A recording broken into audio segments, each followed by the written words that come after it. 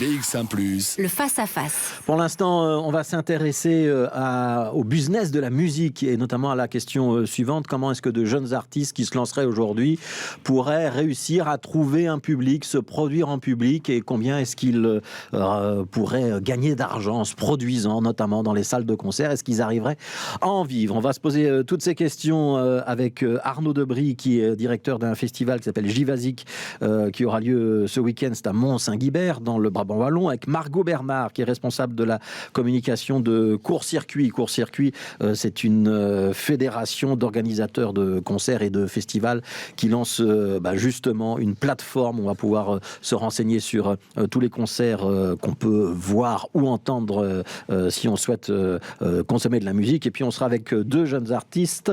Il y a Élise, dont je pense le nom de scène est Fanette, et Sébastien. Eux, ils sont chanteurs, compositeurs, artistes de rue. Enfin, ils nous expliqueront tout ça dans un instant. Mais d'abord, on va donner la parole à Arnaud Bruckner et essayer de savoir comment est-ce qu'on rémunère aujourd'hui les jeunes chanteurs, les jeunes musiciens qui se lancent. Ça marche comment? Oui, pour ce faire, je vais me baser sur une étude réalisée en 2018 par la Smart. Selon cette enquête, le streaming est devenu la source de revenus la plus rentable depuis 2017, 38% des revenus des musiciens, alors que les ventes physiques baissent à 30% actuellement. C'est le téléchargement légal qui génère moins de revenus pour les musiciens, 16% contre 36% auparavant. Autre source de revenus, les droits d'exécution et la synchronisation. La Smart note néanmoins que ce passage du physique au digital s'accompagne d'une détérioration des revenus pour les musiciens, avec des modèles de redistribution très différents de ceux qu'on connaissait auparavant.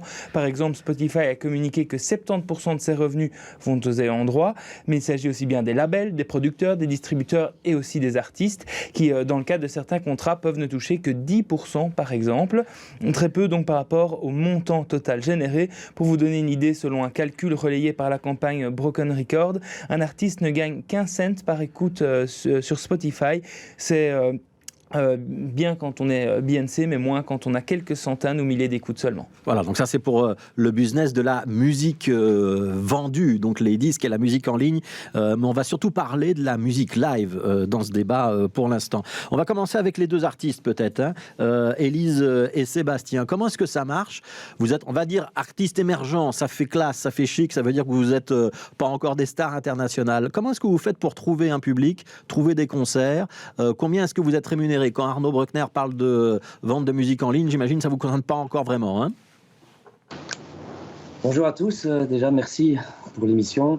Eh bien, comment est-ce qu'on trouve un public? Déjà, ça part d'abord d'une démarche créative personnelle, ça part d'une passion, ça part d'un art qu'on aime de tout notre cœur.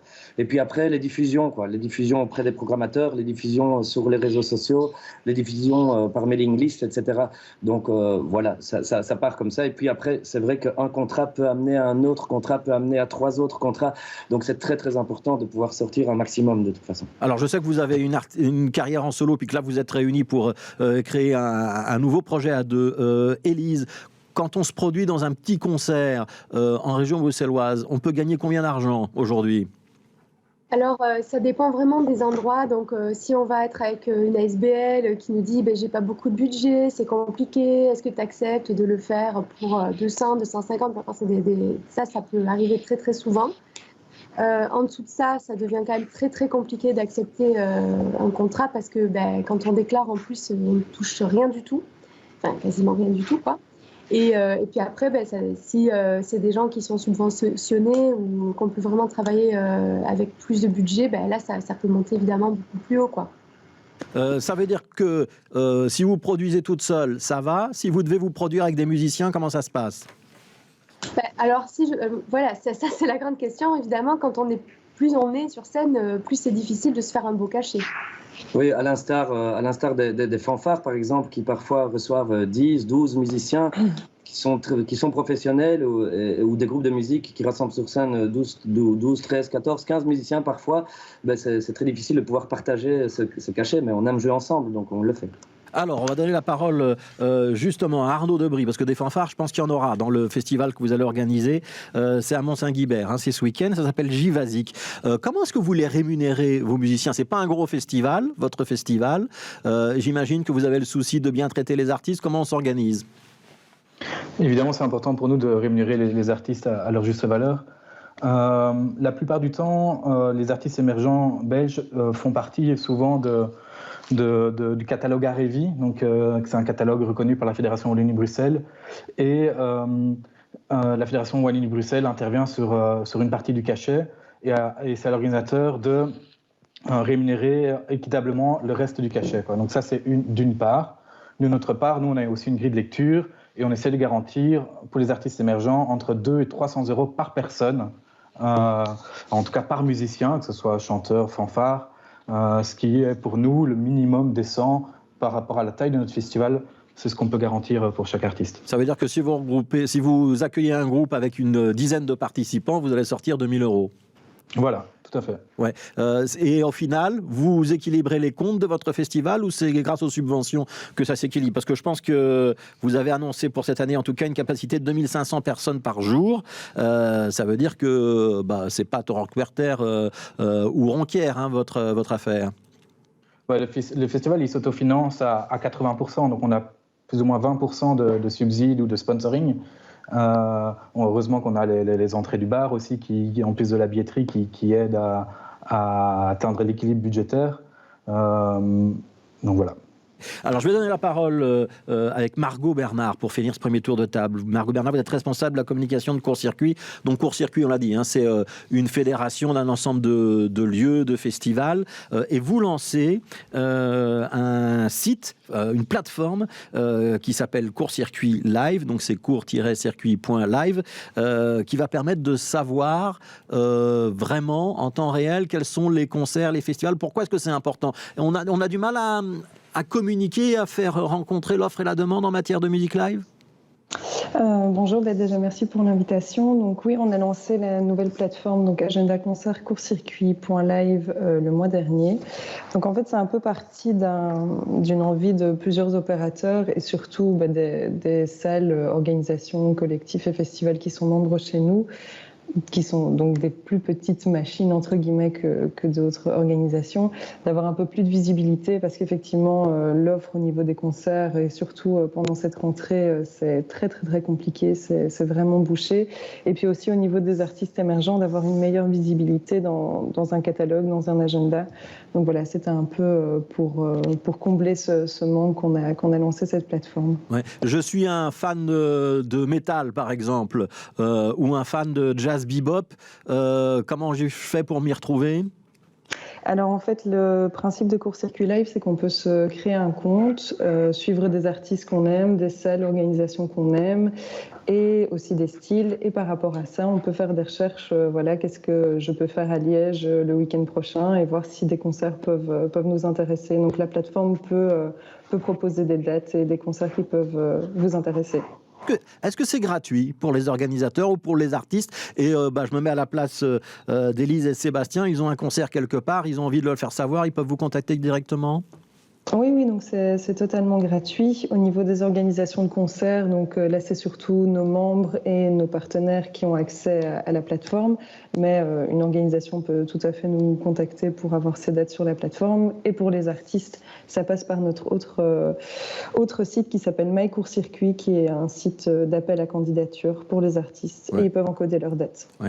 Élise et Sébastien, petite question plus d'actualité encore. On vient de sortir d'une longue période de Covid-19. Est-ce que vous avez le sentiment, vous aviez joué avant le Covid-19, tous les deux, est-ce que vous avez le sentiment que c'est plus dur maintenant qu'avant la crise? Est-ce qu'il faut vraiment convaincre les spectateurs de revenir, ou est-ce que la machine se remet en route naturellement? Ça dépend un petit peu. En fait, je trouve que les occasions se recréent vraiment, ça c'est sûr, parce qu'en fait, comme on disait tout à l'heure, une rencontre donne plus de dates, et puis ensuite encore plus, ça fonctionne comme ça par réseau. Mais donc là, clairement, il y a plein d'occasions qui se remettent en place. Après, j'ai quand même trouvé, depuis la reprise du monde culturel, que les spectateurs étaient étaient un peu plus frileux, quand même, dans certains endroits, ou même pour certains amis artistes. Il y en a pas mal qui ont dit, voilà, les gens ont peut-être un petit peu perdu l'habitude de sortir, et je pense qu'il faut, oui, en effet, faut se réveiller, il faut que ça revienne, ça c'est sûr. Voilà. Donc c'est vraiment les deux, en fait. Ça reprend et en même temps, je pense qu'il y en a qui ont été très freinés. Ouais, et puis il faut savoir aussi si c'est Covid Safety Ticket ou pas Covid Safety Ticket en fonction de la taille du lieu. Je vous pose encore une question, Arnaud Debris. Est-ce que d'abord c'est CST ou pas CST dans votre festival? Première question. Deuxième question, on dit que ça redémarre, mais on sait aussi qu'il y a beaucoup de spectacles qui, ces 2 dernières années, ont été reportés ou annulés. Quand vous relancez un festival, vous reprenez tous ceux que vous aviez prévus il y a 1 an et que vous aviez dû annuler, ou vous repartez à zéro, il y a de la place pour les petits nouveaux? Alors, nous, pour répondre à la première question, c'est le Covid Safety Ticket. On n'a pas le choix. On est à l'intérieur, on veut faire plus de 200 personnes sans masque et distanciation. Donc, on doit passer par le CST. Alors, pour la deuxième question qui était... vous pouvez me rappeler? Est-ce que vous êtes reparti à zéro pour faire votre affiche 2021 ou est-ce que vous aviez dû reporter tous ceux de l'année précédente? Est-ce qu'il y a de la place pour les émergents, donc les vraiment émergents d'émergents, ceux qui veulent débuter leur carrière maintenant et qui se retrouvent avec ceux qui, pendant 2 ans, n'ont quasi pas pu jouer et qui vont squatter un petit peu toute la place?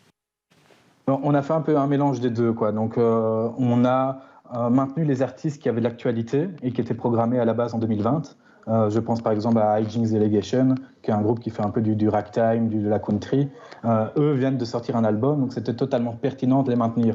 Et il y a d'autres groupes où on a préféré de reporter à 2022, ou quand c'est en fait plus en face, avec un agenda en lien avec leur musique et leur sortie de musique. Oui, alors on parle de la musique live, on revient à la musique en ligne, Arnaud, pour détailler un petit peu les rémunérations. Il y en a qui gagnent beaucoup d'argent grâce à leur musique, il y en a qui en gagnent quand même très très peu. Hein. Oui, effectivement, on le disait plus tôt, la musique en ligne est un secteur ultra porteur qui génère des montants énormes, d'autant plus suite à la crise.